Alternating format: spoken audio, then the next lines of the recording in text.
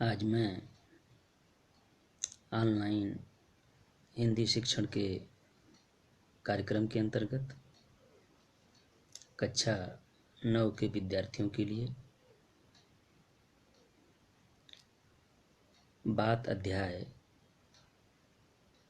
के कुछ गद्यांशों की व्याख्या बताऊंगा। इसके एक गद्यांश का आदर्श वाचन मैं स्वयं कर रहा हूं। जब परमेश्वर तक बात का प्रभाव पहुंचा हुआ है तो हमारी कौन बात रही। हम लोगों के तो गात माही बात करामात है। नाना शास्त्र पुराण इतिहास काव्य कोश इत्यादि सब बात ही के फैलाव हैं, जिनके मध्य एक एक बात ऐसी पाई जाती है जो मन बुद्धि चित्त को अपूर्व दशा में ले जाने वाली अथ च लोक परलोक में सब बात बनाने वाली है। यद्यपि बात का कोई रूप नहीं बतला सकता है कि कैसी है, पर बुद्धि दौड़ाइए तो ईश्वर की भांति इसके भी अगणित ही रूप पाइएगा। बड़ी बात छोटी बात सीधी बात टेढ़ी बात खोटी बात मीठी बात कड़वी बात भली बात बुरी बात सुहाती बात लगती बात इत्यादि सब बात ही तो है।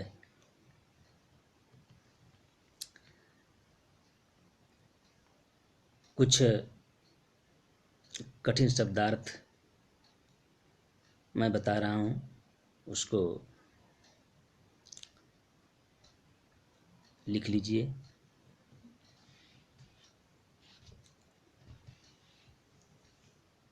परमेश्वर का अर्थ भगवान है, ईश्वर है। गात का अर्थ शरीर है। करामात का अर्थ कमाल या महत्वपूर्ण है। नाना का अर्थ विविध या अनेक है। अथ च का अर्थ इसके बाद और। अगणित का अर्थ असंख्य। इस गद्यांश का संदर्भ बता दे रहा हूं।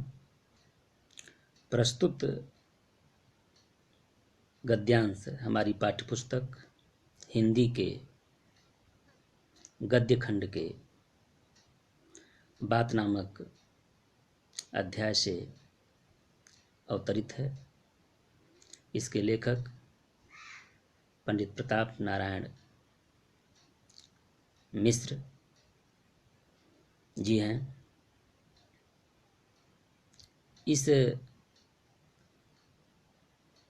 अवतरण में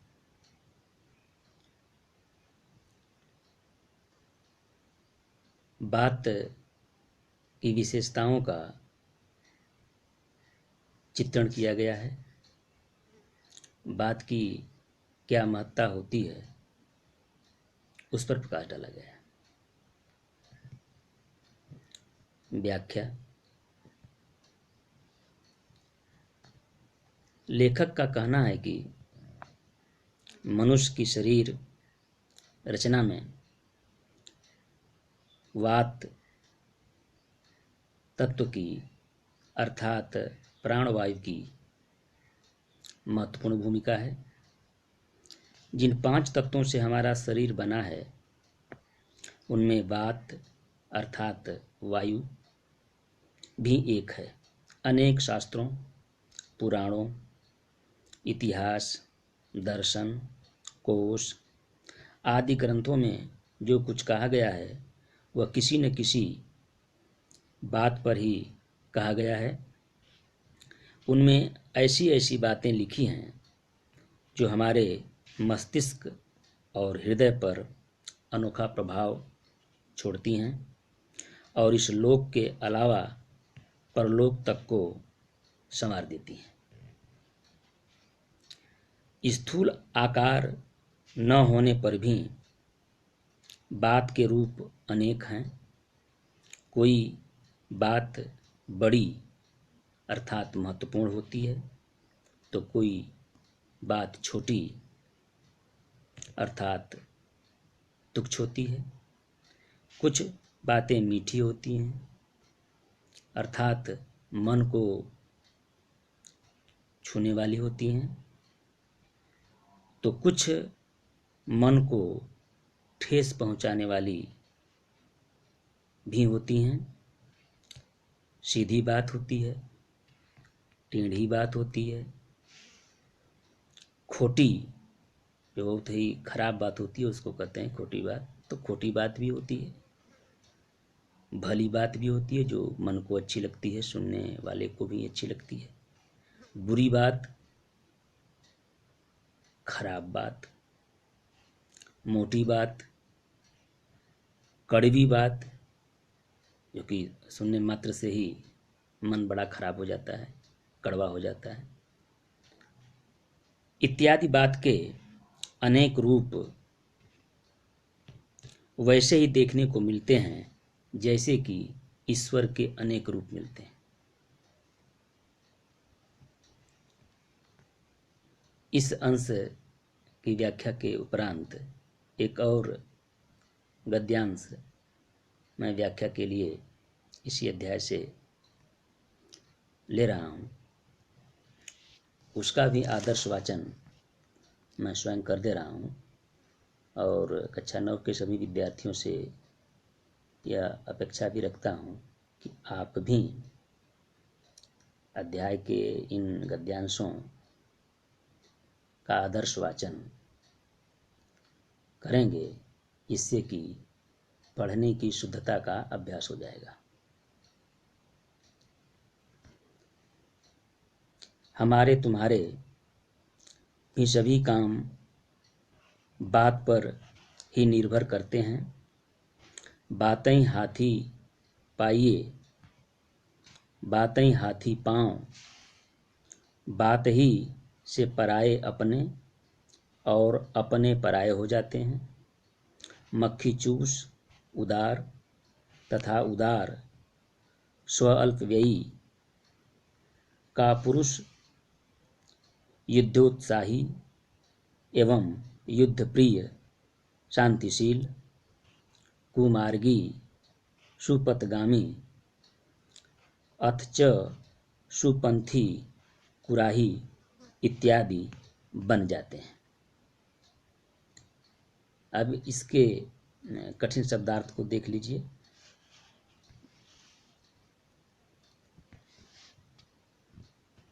बातें का अर्थ है बातों में।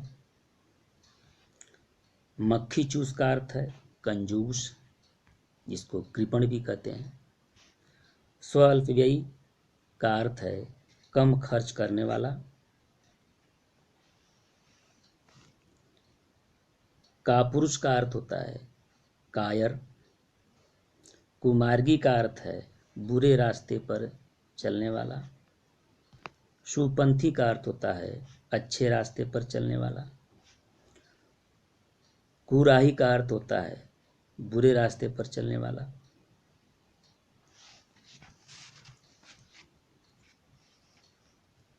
युद्ध प्रिय का अर्थ है इसे युद्ध करने में अच्छा लगता है। शांतिशील का अर्थ है जो शांति में विश्वास रखता है।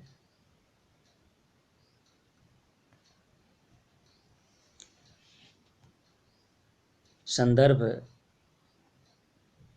इसका पूर्वत होगा जो इसके पहले मैं बताया हूँ कि बातों की विशेषताओं पर प्रकाश डाला गया है।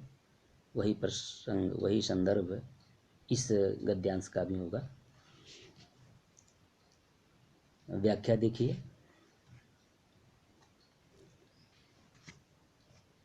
लेखक का कहना है कि बात के प्रभावशाली होने पर ही पहले लोग राजाओं से उपहार स्वरूप हाथी पा लिया करते थे। यदि बात करने में प्रवीण हैं, चतुर हैं, तो राजा उनकी बातों पर प्रसन्न होकर के उन्हें पुरस्कार के रूप में, इनाम के रूप में हाथी देता था। और बात के द्वारा ही दंड स्वरूप हाथी के पैरों के नीचे कुचलवा दिए जाते थे। और यदि बात करने में कोई गलती हो गई किसी महापुरुष के समक्ष या किसी राजा के समक्ष, तो उसके कोप का भाजन भी होना पड़ता था, उसके नाराजगी का भी सामना करना पड़ता था, और परिणाम स्वरूप वह नाराज होकर के हाथी के पैरों के नीचे कुचलवा देता था। तो बात का इतना महत्वपूर्ण स्थान है। बात से ही अपने लोग पराये हो जाते हैं। पराये का मतलब गैर हो जाते हैं, और पराये लोग अपने हो जाते हैं। यदि बात अच्छी तरह से आप करते हैं तो दूसरों को भी अपना बना लेते हैं। और बात करने का सलीका आपको नहीं मालूम है, तरीका नहीं मालूम है, बहुत ही अव्यवहारिक ढंग से आप बात करते हैं, तो निश्चित रूप से अपने लोग भी आपके लिए पराये हो जाते हैं। तो अच्छी बात करेंगे तो मित्रता बढ़ेगी, और बुरी बात करेंगे तो शत्रुता बढ़ेगी। वाणी के प्रभाव से प्रभावित होकर ही कंजूस व्यक्ति उदार हृदय, और उदार हृदय व्यक्ति कम व्यय करने वाले अर्थात कंजूस बन जाते हैं। बात से ही आप कंजूस हो जाएंगे और बात से भी उदार हो जाएंगे, आप बहुत अच्छे लोगों में गिने जाएंगे। बात ओजपूर्ण वाणी से युक्त है तो सुन करके जो कायर है वह व्यक्ति भी युद्ध के लिए प्रस्तुत हो जाता है। सेना में इसका प्रबंध किया जाता है, अच्छी धुन बनाई जाती है, बताई जाती है, अच्छे भाषण उनके सामने दिए जाते हैं कि हमारा सैनिक उत्साहित होकर के युद्ध करने के लिए तैयार हो जाएगा। और युद्ध के लिए तैयार व्यक्ति भी शांतिप्रिय बन जाता है। यदि बात अच्छे ढंग से कह दी जाए तो जो बुरे मार्ग पर चलने वाला व्यक्ति है वो अच्छे रास्ते पर चलने लगेगा। और यदि बात ऐसी कह दी जाए तो अच्छे रास्ते पर चलने वाला व्यक्ति भी बुरे रास्ते पर चलने लग जाता है। तो बात का इतनी महत्ता है, इतनी व्यापकता है, इतना महत्व है, इसलिए लेखक इसमें एक महत्वपूर्ण अंश कहा है, बातें हाथी पाइए बातें हाथी पाओ। ये बात से बहुत कुछ हम प्राप्त कर सकते हैं और बात से ही बहुत कुछ हम खो भी सकते हैं। तो इस प्रकार मैं इस गद्यांश की व्याख्या आपके सामने प्रस्तुत की। अब मैं गृह कार्य दे रहा हूँ। गृह कार्य को आप अपने कॉपी में नोट कर लें। बात के कितने रूप होते हैं? दूसरा, बातहीं हाथी पाइए बातहीं हाथी पाँव, इस गद्यांश की व्याख्या कीजिए।